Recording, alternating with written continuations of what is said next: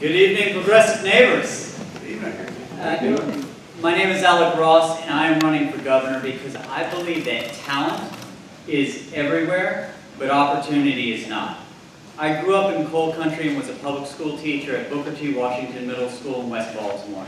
From there, I spent 12 years as a leader inside nonprofit organizations.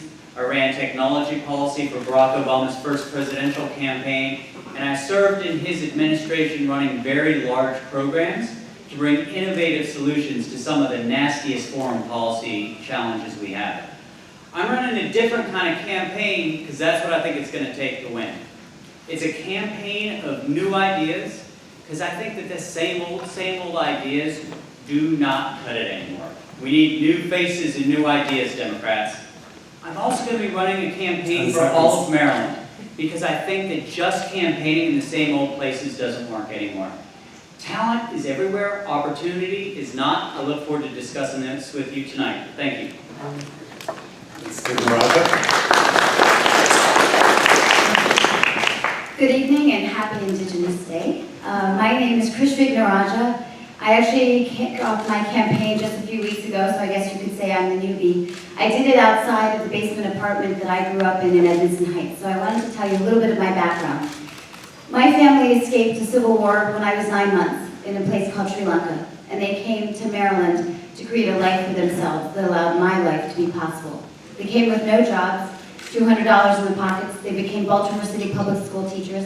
I myself am a product of the Baltimore County school system. And I, as a result, have spent my entire life trying to take advantage of the blessings I got. So I worked hard to go from Edmondson Heights to the Ivy League. I worked and got loans to go to Yale and then Oxford on a Marshall Scholarship and then Yale Law School, which gave me the opportunity to work as senior advisor to Secretary Clinton and Secretary Kerry and then Michelle Obama as her policy director. My daughter's life will be easier because my own parents' lives were hard, and to me that is the American dream. And that's why I'm running.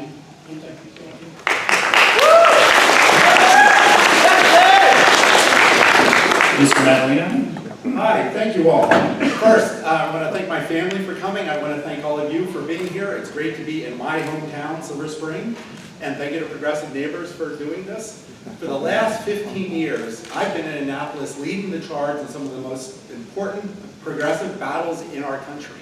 I have won victories on repealing the death penalty, tackling gun violence, passing the DREAM Act, and making sure that my husband and I have the freedom to marry in our state. I've been proud of my leadership in Maryland in trying to get these things done, and of standing up for our values and for moving our state forward. You know, to paraphrase the musical Hamilton, I haven't just been in the room where it happens. I've often been the person who makes it happen. And I'm very proud of that. But over the last few years, our progress has stalled. We know it's stalled because of Larry Hogan. We need to defeat him. I will stand up for our values. I'm the Democrat who will beat Larry Hogan and be the effective progressive we need as our governor. Thank you very much.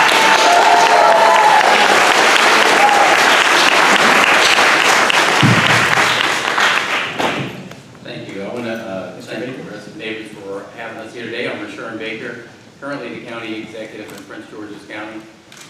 Probably the thing that I'll say right off the bat that will let you know how I got here. Not just how I drove here tonight, but how I actually got to sit before you. I grew up in a military family, like many Maryland. We traveled around a lot. I say this all the time, I struggle with reading, so I repeated the first and second grade. So if you can imagine going at an early age from town to town, where you're 2 years older than your peers. And in there, somebody would challenge you, and I always accepted the challenge, which meant that I got kicked out of every school, as I tell my children, from the United States to Okinawa, Japan. And yeah, I never knew what I was going to do with my life, quite honestly, other than I thought I was going to play football. Until I moved back to the States and realized because of a teacher in Beverly, Massachusetts that made me This is your last sentence? That it changed my life because education gave me the opportunity to stand before you today. Thank you. Good evening. I'm Jim Shea. Glad to be here. The next governor of Maryland must have broad and deep experience in issues that matter most to Maryland: education, job creation, and health care. Let me tell you 3 quick points about my background that are relevant. First, I was for 4 years chair of the Board of Regents of the University System of Maryland, which is the largest public agency in the state. Second, for 22 years, I led the largest law firm in Maryland, and under my leadership, it grew by 1,000% and employed and created many jobs. Third, I have represented every sector of the healthcare system: patients, doctors, hospitals, and insurers. I have the 10 executive seconds. skill and experience to do the job demanded of the governor, and I am well positioned to beat Larry Hogan in 2018.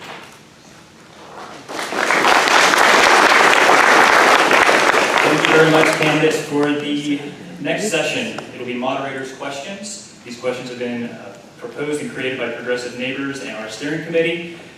The rules: each question should take about 30 seconds to ask. Each candidate has 90 seconds to answer. The same rules regarding the time and the microphone being shut off apply here as well. Each question will be asked of candidates in a rotating order, so we started with Mr. Ross last time. We'll be going to his left. I also have to stress that electioneering, sign waving, and specifically for this round, in the interest of time, clapping and applause is highly discouraged. We're trying to get as most that we can out of our candidates here tonight. So with that said, Ms. Vignarajah? Yeah, the first question. One of Progressive Neighbors' key goals is to elect more progressives to elective office. How do you define yourself as a progressive, and what are 2 important goals, or 2 important policies that you would push as governor? You have 90 seconds.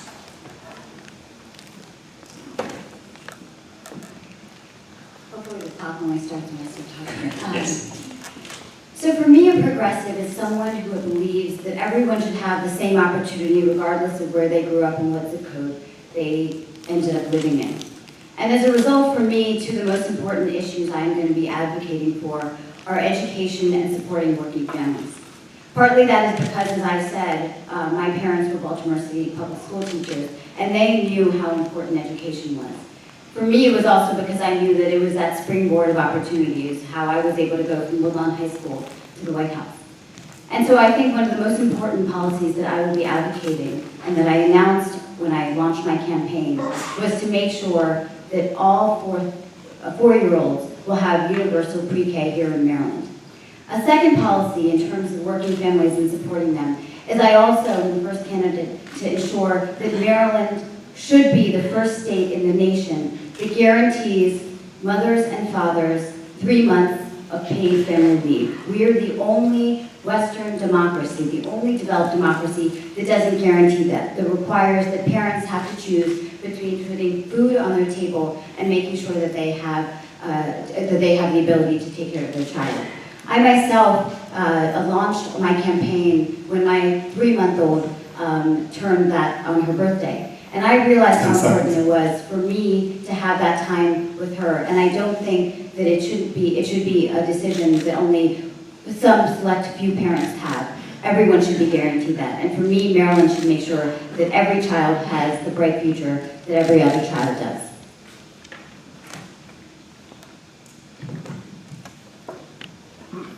Thank you. I define progressive in the way that our good friend and our Congressman Jamie Raskin talks about being a progressive. That the root of the word progressive is progress. You are a progressive because you believe in making progress. That's what I have committed my public service to, is making progress to make people's lives better across the state of Maryland. The 2 issues that I would focus on to get that done, and I think you're probably going to hear some comments across the board. One is public education.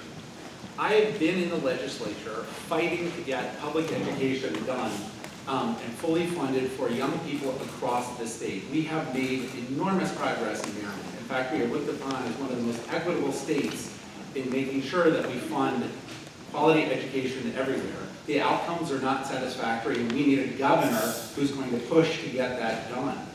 The second piece is restoring the broad-based prosperity that we once had in our state, in our country. We do that through a variety of mechanisms. First, by raising the minimum wage, by ensuring universal health care, by ensuring people have access to affordable college education as free as possible, to job training, all of the things that we need to do in order to prepare our society, the young people of our community, in order to have a successful adulthood. And when we do that together, we will get back to the shared prosperity, the economic equality that we had one time in this country, and we can have again with inspired, progressive leadership. Thank you. Yeah, let me cut to the chase, because I think Rich said it right. I think his definition of progressive is one that I agree with. So here are the things that I've tried to do as county executive. We've done. Education is number one, which is why we put more money in our education system in Prince George's County than we've ever had. But we also made sure that we looked at all-day pre-K and using county funds, not just formula money that we get back. The other is jobs. Creating jobs. People, that's the first thing. People have to be able to work. So I'm proud of the fact that Prince George's County leads the state in job creation. But I'm also proud of the fact that, like Montgomery County, we raised our minimum wage. We didn't wait on the state. We went ahead and we did it. Healthcare. When I came in, Prince George's County, like Baltimore City, had the highest number of uninsured and underinsured in the entire state. We've been able, over the last 7 years, cut that in half, so that we have not only more people with health insurance, but we're also building a new regional medical center. And the quality of life, going into those areas that are forgotten areas. We focus on those in Prince George's County. There's 6 areas 7 years ago that had everything going in the wrong direction. That's where we put our time, effort, and money in these last 7 years, and those areas have gotten better. When you make things better for people, that is progressive policies, and that's what we've done over the last 7 years. Thanks. Thank you. I find myself in violent agreement with my colleague here. My lead issue is public education, and so many of us are concerned about that. Our K-12 system, both in this state and the United States generally, is in woeful shape. But let me focus on 2 other issues so we have a little bit of variety. First is transit. I disagree completely with the notion of expanding the roads and putting more cars on the road. Every study shows that when you build wider roads, you end up within a year with just as much congestion, just more cars, which is terrible for our energy program, and it's awful for the environment. And we have beautiful natural resources here in this state. Second point on jobs. I want to focus on creating as many good, well-paying jobs as we can. Of course we raise the minimum wage, but I want to raise the median wage, that wage at which half the people are above and half the people below. If you drive that up, you've got real prosperity in that class of hardworking Marylanders who really need it. So I would focus on that in creating jobs. 15 seconds. I'll cede my 15 seconds.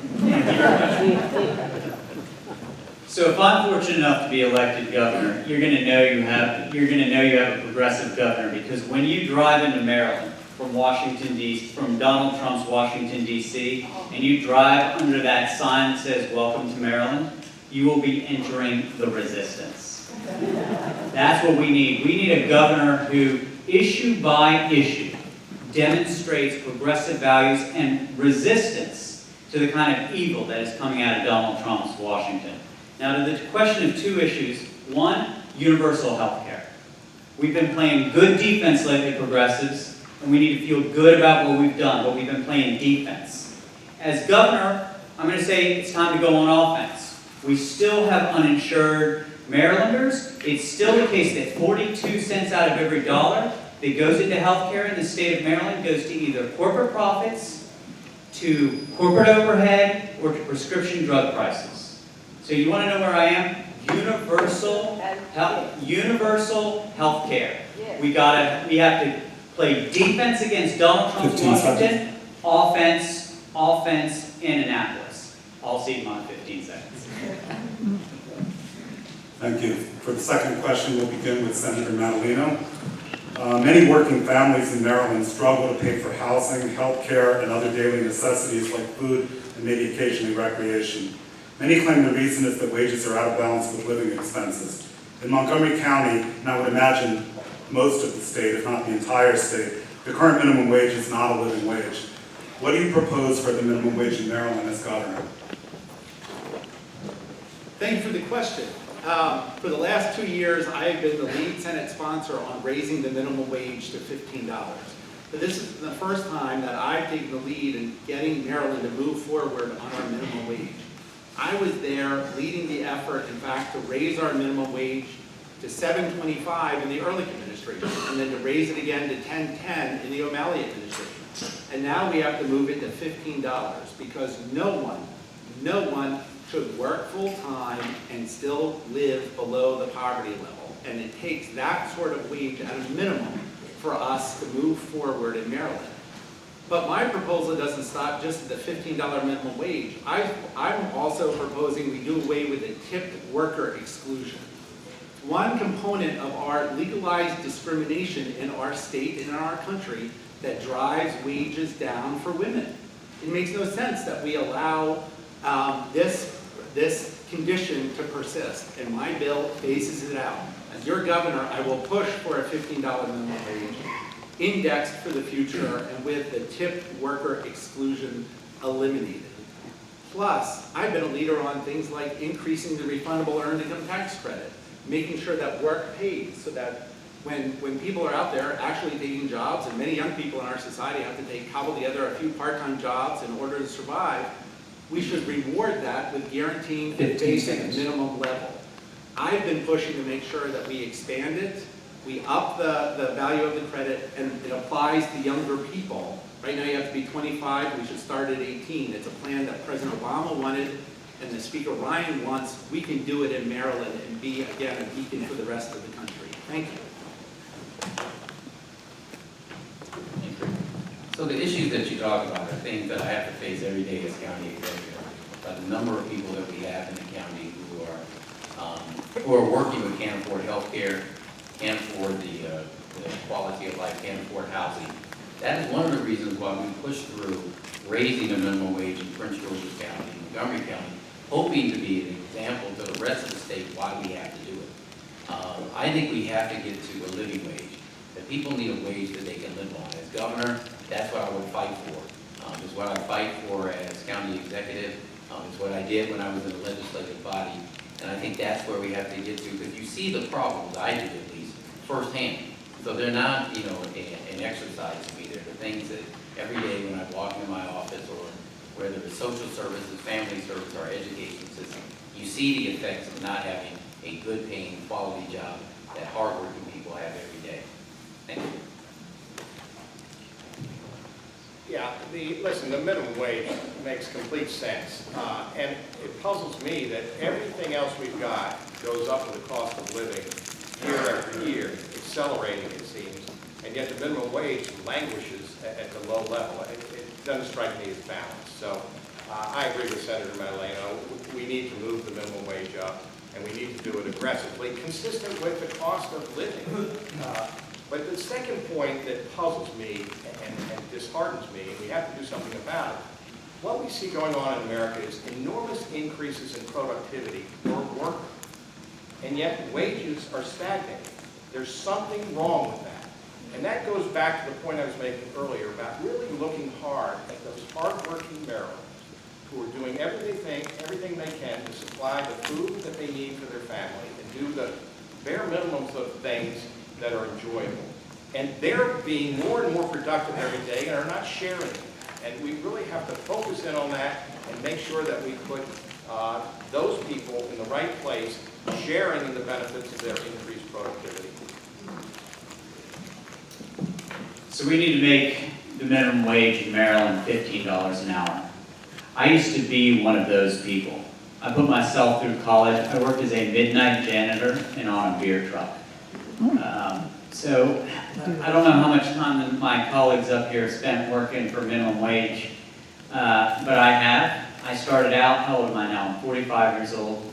So when I started out working minimum wage, I was making like $3.25 an hour. After taxes, it's under $2 an hour. It's just wrong. And I got news for you. I wrote a New York Times bestseller called The Industries of the Future, translated into 18 languages. It's all about labor economics and the forces shaping our future. And if somebody puts a study in front of you that says, oh, raising the minimum wage to $15 an hour to something is going to wreck the economy, it's not true. There's zero evidence for it. What it does is it increases the health and well-being of people who grew up like I did, and it puts them in positions to compete and succeed. This is all part of a new social contract we need. The role of government, corporations, and labor are supposed to exist in equilibrium. But in the last 30 years, the relative power of corporations has shot up, and the relative power of labor has fallen. We need to repair that. $15 an hour is a start. So this is also a personal issue for me because when my parents came here and my father couldn't find a job originally, he actually worked in a factory. And so supporting a family of four, he would literally bring home these gadget boards and he would be paid per gadget he pulled together. And I know how important it is to make sure that a worker, when they earn their wage, they can actually support a family. But for me, it's important that we're not just instituting a $15 minimum wage immediately because we know that there are potential harms to it.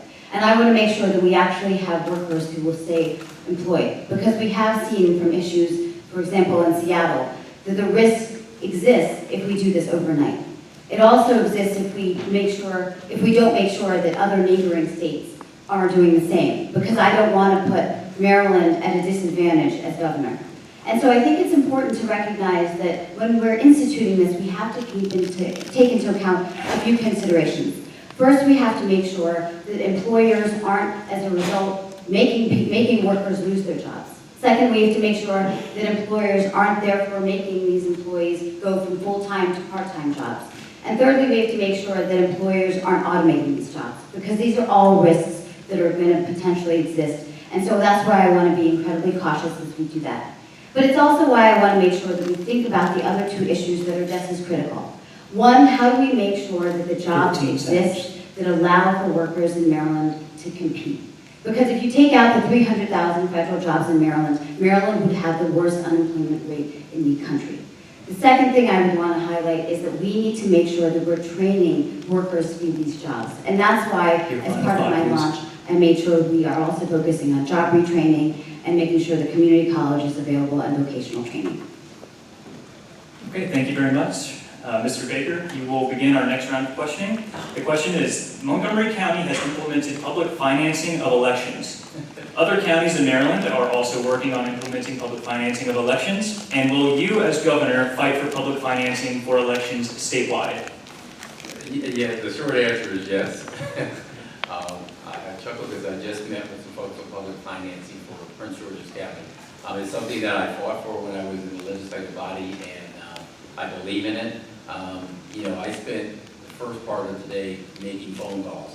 So if you had to raise money like my colleagues up here have, I think all of us are for public financing because it's the biggest drain there is, and I think it gives people an opportunity to get their message out. So yes. Yeah, this is an easy one. I'm with County Executive Baker here. This telephoning people, dialing for dollars it's not only disheartening when you do it and humbling. It makes you wonder, what are we doing? What kind of democracy is this? We really need to get things straightened out, and this is a great place to start. Put everybody on equal footing. Make sure they have a chance to have their voice heard. But this whole notion of raising money dollar after dollar seems to me very counterproductive. So yes, I'm very much in favor of public financing for elections, but I think we need to go substantially further than that if we're going to reinvigorate our democracy.